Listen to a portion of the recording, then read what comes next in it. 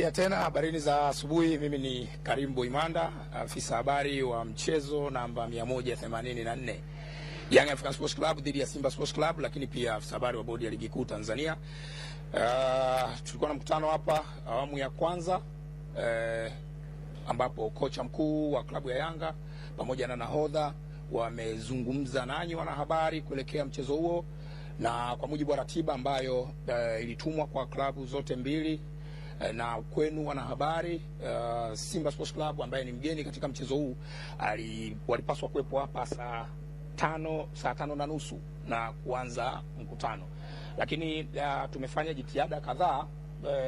Bahati mbaya sana wahusika wamekuwa hawapatikani kwenye simu, kwa hiyo tunashindwa kuelewa changamoto hasa ni nini mpaka sasa hivi, lakini bado hawajafika kwenye eneo la mkutano.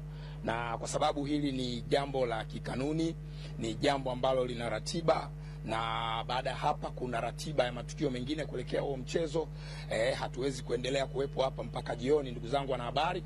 Kwa hiyo nitumie fursa hii kusema rasmi kwamba tunamaliza mkutano wetu rasmi, na kwamba taarifa nyingine zitatolewa hapo baadaye. Kwa hiyo kila kitu kiko sawa, na kwamba tumewakosa Simba Sports Club ili watueleze changamoto, kama kuna changamoto yoyote ambayo wamekutana nayo huko njiani wakiwa wanakuja au la. Kwa hiyo tunaendelea kuwatafuta, tutakapojua nini changamoto tutawajuza kupitia kurasa zetu za mitandao ya kijamii na maeneo mengine muhimu. Kiporo cha jana kinahusisha mazoezi. Kwa mujibu wa kanuni, klabu mgeni anaruhusiwa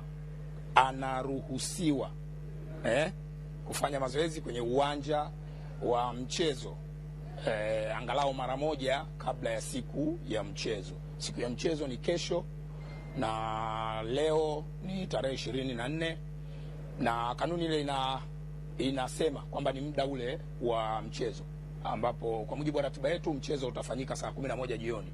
Kwa hiyo saa 11 jioni ya leo ndio muda wa kikanuni wa timu mgeni kufanya mazoezi kwenye uwanja wa Benjamin Mkapa. Lakini nimetumia neno wanaruhusiwa, halazimishi kwenda kufanya mazoezi.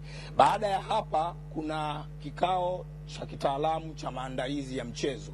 Kwenye kile kikao timu zote mbili zinakuwepo, na inawezekana uamuzi wa wao kwenda kufanya mazoezi au kutokwenda unaweza ukawa communicated huko. Kwa hiyo kwa sasa hivi hapa ninachoweza kusema ama kuwajuza wanahabari kwamba tuvute subira, confirmation yote ikishafanyika sisi tutashare kupitia kurasa zetu, na nitawaalika wanahabari kwa ajili ya kufanya coverage kwenye dakika 15 za mwanzo za mazoezi ya timu mgeni. Hilo ni swali kwanza. Swali la pili, muuliza swali amezungumzia swala la waamuzi. Jana tulitangaza waamuzi wa mchezo, waamuzi wanne kutoka Misri, na mtathmini wa waamuzi kutoka nchini Somalia.